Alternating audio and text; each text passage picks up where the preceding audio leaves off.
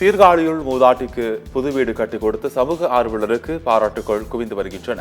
மயிலாடுதுறை மாவட்டம் பெரம்பலூர் கிராமத்தைச் சேர்ந்தவர் பாரதி மோகன். சமூக ஆர்வலரான இவர் சீர்காழி அருகே தென்னியநல்லூர் கிராமத்தில் இடிந்து போன தார்பாய் குடிசையில் வசித்த ஆதரவற்ற மூதாட்டிக்கு உதவிக்கரம் நீட்டியுள்ளார். சமூக வலைதளங்கள் மூலம் மூதாட்டியின் ஏழ்மை நிலையை அறிந்த பாரதி மோகன் நண்பர்கள் உதவியுடன் மூதாட்டிக்கு 2,10,000 ரூபாய் மதிப்பில் புதிய வீட்டை கட்டிக் கொடுத்துள்ளார். அவரது செயலை கிராம மக்கள் வெகுவாக பாராட்டினர். பூபதி கலைச்செல்வின்னு சொல்லிட்டு தாயும் மகளும் வசிட்டு வராங்க.